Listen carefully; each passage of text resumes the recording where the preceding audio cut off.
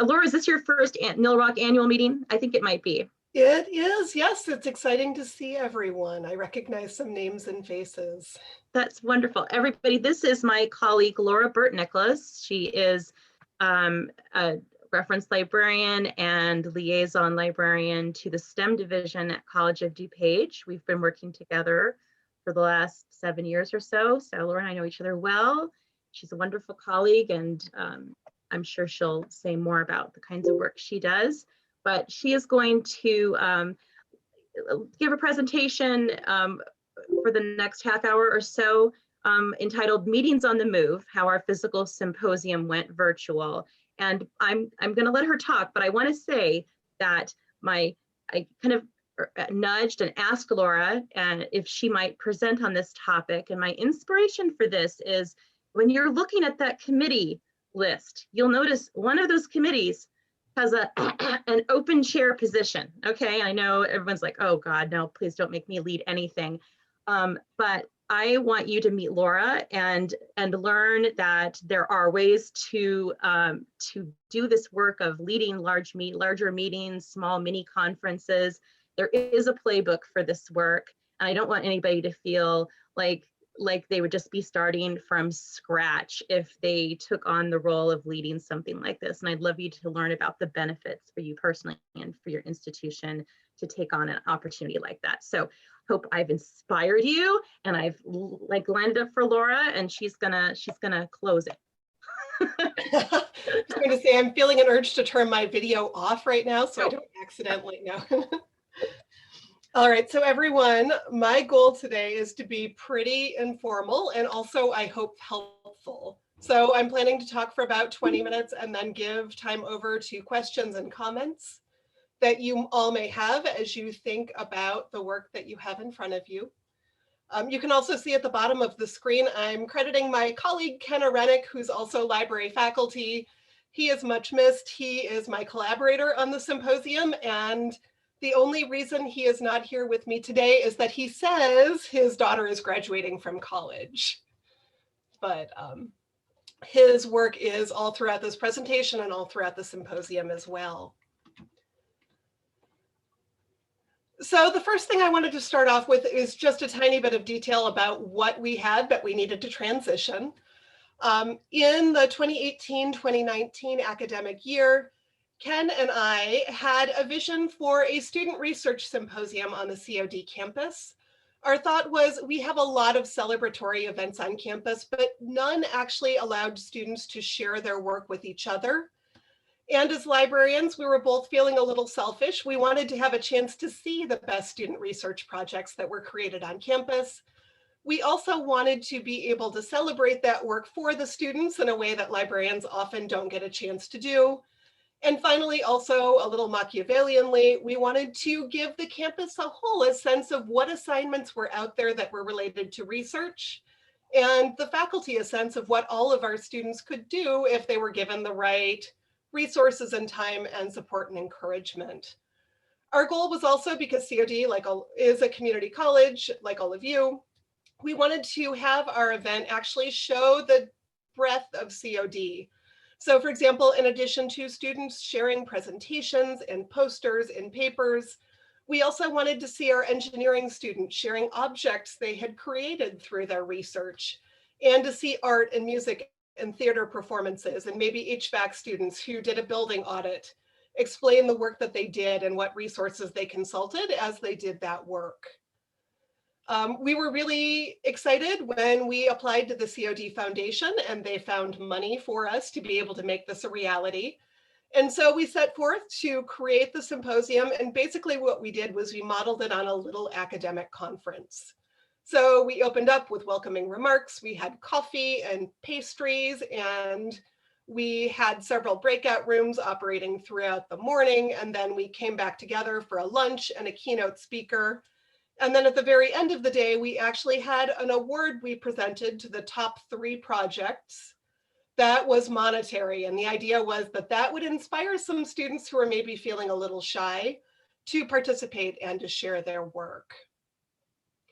And the day we were so excited, it was such a success. We had over 38 students present, over 20 projects. The picture on the right is actually our winning team.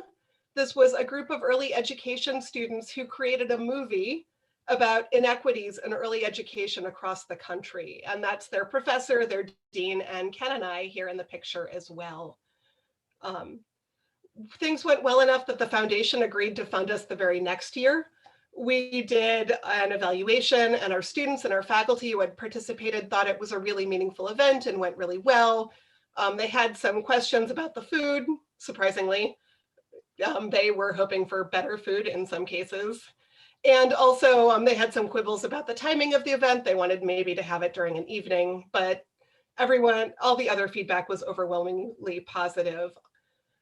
And we also were excited. We had multimedia services on hand, and they actually did little video interviews with some of our students as they explained what they had gotten out of the event and why it was valuable for them.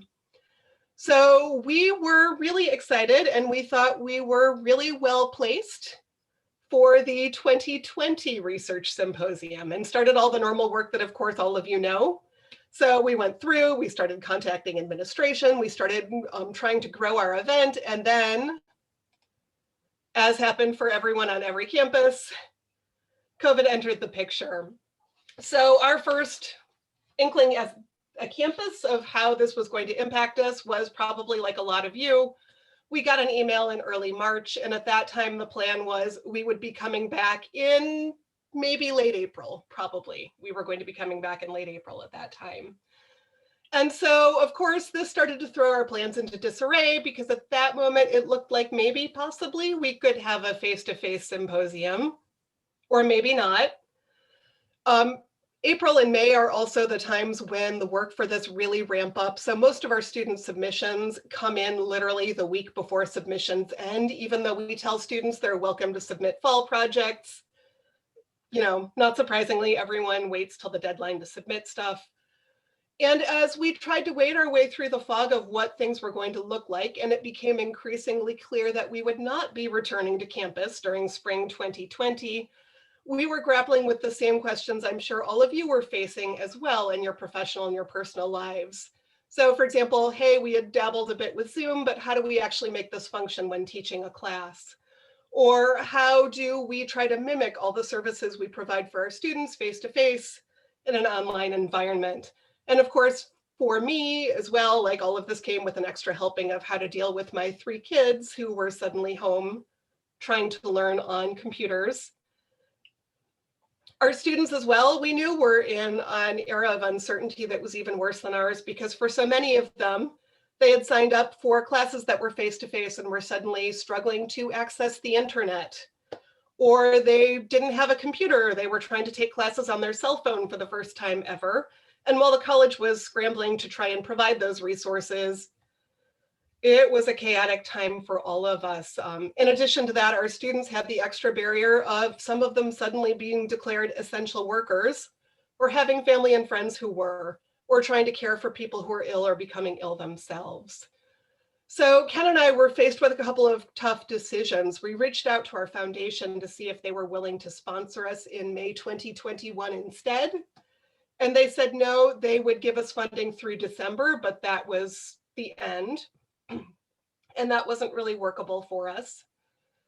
We also at this time started to get emails from some of the students who had submitted their proposals before the campus closed, and they were just trying to figure out what was going to happen. Could they still present? As we thought about this, the main goal in our minds was that if we had a symposium, we wanted to make sure that it was a good experience. So our students had told us from the face-to-face experience, they felt really supported and really welcomed and like it was a good place to have their first presentation that was outside of a presentation to a class or a professor. We wanted to make sure that we could do that in a virtual world as well, that we weren't suddenly shoving them into a room virtually and then saying, present, good luck. And we also wanted to make sure that we could, as much as possible, make the experience good in terms of technology as well. So as we thought through this, we had a couple of things that we did right away as we decided to hold the symposium online. And one thing was that we leaned really hard into our website.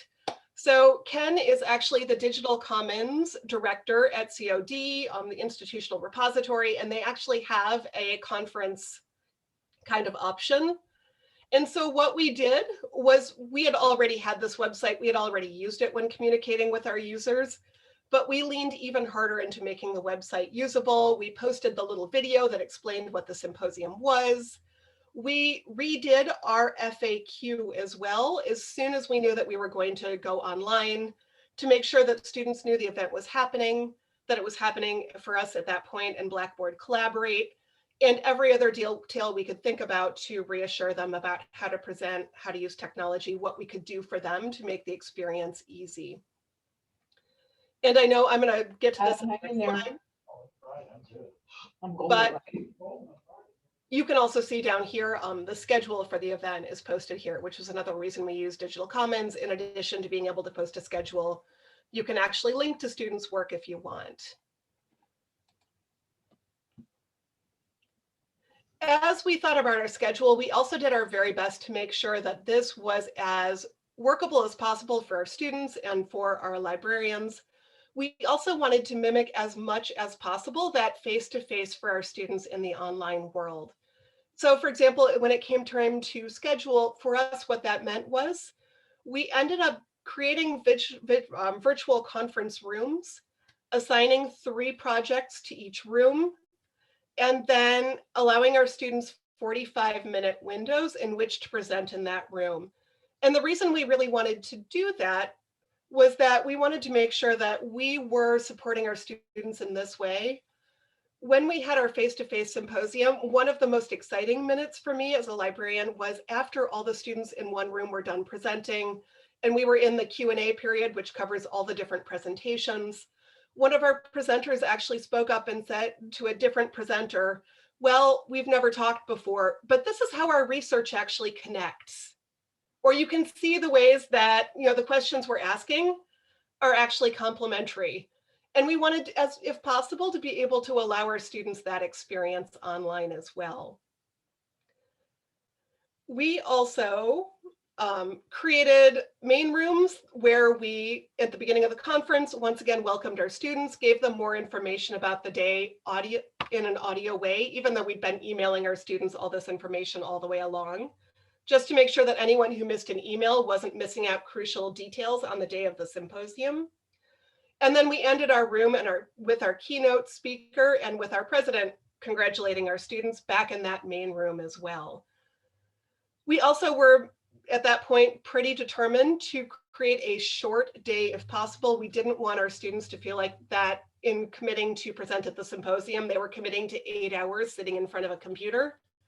And we managed to get our symposium into a half day, starting at 9, ending at 12:15, I think. And we had built-in breaks throughout the day. So in between every virtual conference room presentation, we had a 15-minute break. And in between the last set of presentations and going to the main room, we once again built in that break for someone to grab coffee or stand up and stretch or anything like that. The main reason that we were able to do the symposium was actually because of the skills of our moderators. So we literally tapped any librarian at our institution who was free at that time and said, hey, congratulations, you are a moderator. You are running one of the rooms that we are organizing for our students for presentations. And having those moderators on hand was so important, partially because simply by talking to the audience, they were able to communicate all sorts of expectations to that audience in a virtual setting. So introductions, what room are you in? What are you going to hear?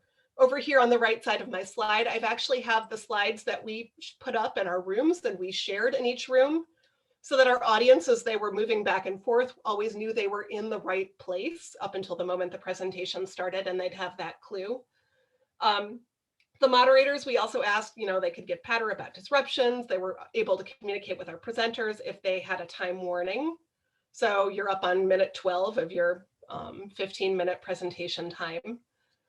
They were also able to handle the audience in terms of questions. Do we want to ask the audience to unmute and ask questions or put them in the chat throughout? Did we want, the moderators were also able to communicate with the presenters that they would handle the questions in chat. so the presenters didn't both have to share screens and keep an eye on the chat as they went through. They were also able to, we asked our moderators basically to be little IT kind of functions, to handle IT functions in the room where possible, and tried to keep those at about the same level that you experience when you're at the reference desk and someone asks you what the problem with the printer or the copier is. So at least in the very low level, there's a paper jam, I'm going to clear this out, or okay, sharing the screen isn't quite working, what can we quickly troubleshoot in order to make things work? We asked our moderators to handle that. And we had lots of questions like, how does a presenter share a video clip? How does sharing a document or a PowerPoint slide, which is how our students post our presentations created, how did that work in Collaborate as well? We taught our moderators as well how to kick disruptive members out of the room if they needed to, or how to mute someone who accidentally turned on a mic and was loud in the background, and gave them handouts so that they had a really fast visual guide if they were in trouble or needed help. The last thing we did in each room is we actually assigned a backup moderator as well, because we figured this was all somewhat new to our librarians as well as the student presenters, and we wanted there to be someone else in the room who could handle the audience while one person handled technology. Or we told them they could divvy up that work in whatever way made them most comfortable as they worked on their stuff. Oops. We also wanted to make sure our presenters felt cared for, as I mentioned before. So our moderators actually were assigned to go out and contact their 3 student presenters and do practice sessions with them, helping the students at that time, many of whom had never had to do an online presentation before, figure out how their poster slides looked or how to share a screen, how to turn on an audio. We also talked about things like whether or not they wanted to use the whiteboard in Blackboard Collaborate or things like that. We also talked to our presenters, especially our keynote speaker, about recording. So did we have permission to record the event? And if we did, what platform was it okay to share that on? So for example, our keynote speaker was more than happy to have us record. She didn't want her speech, however, to be out there for everyone on YouTube. So we talked back and forth a little bit and agreed to post that speech on Yuja, which is like the campus YouTube for us. So video and audio presentations that are mostly limited to the campus unless you turn on share all settings. The last thing we wanted our moderators to do for presenters is, and that Ken and I as conference organizers did, was we made sure to communicate out with our presenters as well. And I had to laugh when I was putting this slide together because I presented at a conference earlier this semester, and the sum total of communications they had with me was letting me know my presentation was accepted, which was excited, sending me a Zoom link about 3 months before the conference, and then 4 days before the conference, they sent an email to everyone and said, hey, presenters, do you have any questions? And as you could imagine, at that point, we had a lot. So we wanted to make sure this was the anti-that experience for students, that people who didn't care about the fine details could skim those emails, but the people who were really nervous and needed something to hold on to knew exactly how the day was going to be organized, what they could expect, what was going to come next, and what they could do in the future. As far as technology goes as well, this is where we decided to give ourselves a pass, and we leaned really hard into the campus technology that we had already had to learn. So for example, COD is a Blackboard school, that's our learning management system, and IT in its wisdom a couple of years before the pandemic had bought something called Blackboard Collaborate, which is basically the Zoom for Blackboard. And our reference librarians actually already knew that platform because I had trained them about a year earlier in how to do online video research appointments with our students. So rather than trying to make sure that everyone was a Zoom expert in just a couple of weeks, we decided to stick with what we knew and what we hoped was also something our students were coming to know as they shifted their face-to-face classes into an online setting, many of them using Collaborate with their classes, both to learn and to give presentations. We also were pretty careful to use what we had and what we knew in terms of other technology, like our library is a Spring Share library.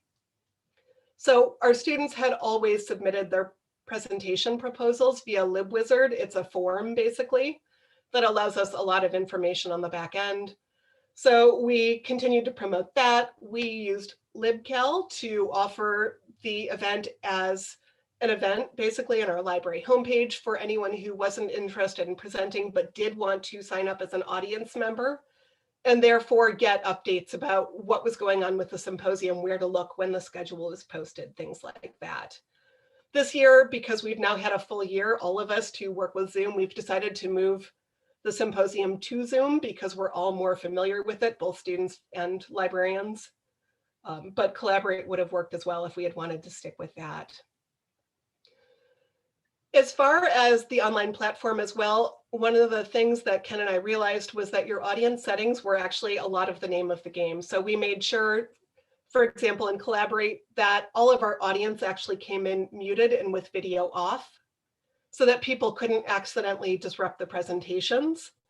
And then as our presenters came into the room, we made them moderators basically so that they could share screens and talk. And then after that, we opened things up, allowed everyone to turn mics on for the Q&A portion if people felt like they wanted to ask. But it's also thinking through settings like both in Zoom and in Collaborate, there are settings where, for example, if someone enters a room or leaves a room, you get a beep or you get a pop-up. And we wanted to make sure those were turned off so people weren't disruptive. Thinking as well about chat settings. Do you want your audience to be able to chat with everyone or to chat privately or just to chat with the moderators? Those were things we all had a lot of talks about. We also, one of the best things we had was a direct channel to Learning Technologies at COG, which is basically the tech support for Blackboard. And that came in handy when our president showed up to give welcoming remarks to our students at the end and he was sideways on the video. I was able to really quickly chat with that department and say, okay, I've never seen this one before. And they were able to say, he's probably using a browser other than Chrome. Tell him to log back in Chrome. And that cleared the problem up. And we were really grateful at that moment that we had that extra level of support. Finally, we were able to use technology in fun ways. So for example, one of our students pre-recorded her presentation because her internet was really bad. So we were able to play that video for the audience, and then she joined us live for the Q&A when the pressure was off from her car actually outside COD so that she knew she had a working internet connection for that portion. Our keynote speaker also, because she didn't want to worry about like doing all of this online at the time, also gave us a recorded talk and then once again did the Q&A live. So technology really worked well for us there. Last slide, I promised. So this at the time was a ton of work, but we did gain a lot. We built an audience, especially during spring 2020, when there was not a lot happening for our students outside of classes. We had a lot of people, a lot of faculty, a lot of administrators who showed up for portions of these presentations who normally I think it would have been a little more struggle for them to give their entire morning to us. And that was wonderful. We had also always encouraged students to bring family and friends to watch their presentations if they wanted. This was actually a little easier for families and friends to just join for one presentation and then get out if they needed to. We were also lucky in that we were able to save money. So all the money we had directed into food the year before, we actually repurposed into student awards last spring because we felt like students who stood up, learned how to do online presentations, and did amazing research work deserved that bonus. We got some campus goodwill out of this as well. I think a lot of people were startled we were able to pull this off and happy that we had for our students. And the last thing was, now that we've got the structure in place, we actually gained a lot of time this year as it came time to once again hold a virtual symposium because our campus is still mostly closed to students. And I think now that we've gained these skills, one of the conversations Ken and I have been having is next spring, when we can have a face-to-face symposium, if we want to have some kind of online component to that to maintain that accessibility for family and friends and maybe students in online classes. So my last slide is questions, but I also see from some of the participants in the room that some of you have also done this already before at your own conferences. So in addition to questions, does anyone have comments that they would want to share?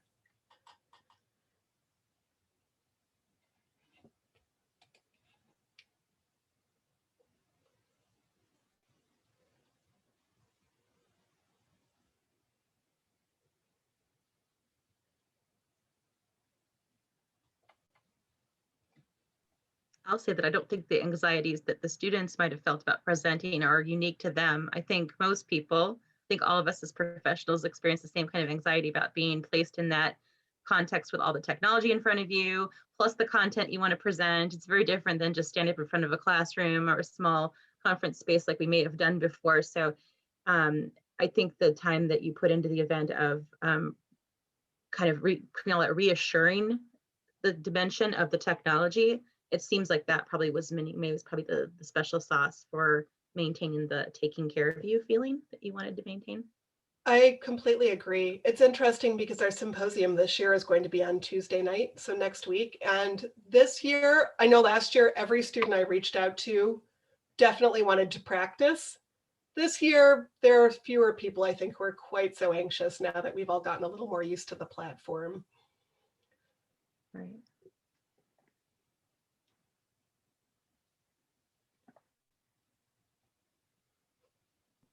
I have a quick question. Are you doing anything this year to deal with the virtual meeting / conference burnout that some of these students probably face? Whereas before this, it was all new, we were getting used to it. Well, now we're so used to it that we're done with it. Yeah, and I felt that too. The short answer is no, we're not trying to alleviate that in the symposium. And part of that is that when Ken and I talked about it, I think the most kind thing we can do for our students at this moment, especially at this point in the semester, is not to stretch out the day. Like, I know I went to ACRL and they had some kind of fun, let's all hang out and meditate, or like one dancing session. But we didn't want to offer anything like that because we figured for students at this moment, kind of time is money. Literally, this is being held the week before exams. So we want to make sure that we're honoring their time there. We did once again manage to offer a bigger research award than normal, and we offered some more honorable mentions. So hopefully that motivation factor may combat the burnout a little bit too. Laura, you have a question about how many entries did you have versus school's population? That's a really good question. So we did not have a ton of entries compared to how large COD is. I think our FTE is somewhere around 15,000. And we had, I think, 38 presenters our first year. So it's a tiny portion, but we are hoping, especially as we grow face-to-face and as we get more traction among faculty, that we can grow this. This year, we have a total of 20 different projects being presented throughout the day. And I think when I counted it, somewhere about 30 student presenters, which we were pretty happy with. I don't know what instruction is doing at your institutions, but I know personally my instruction is a lot lesser than it had been face-to-face. I think partially because faculty are finding research to be another stressor basically to deal with at this moment when there are already a lot of stressors on our faculty and students.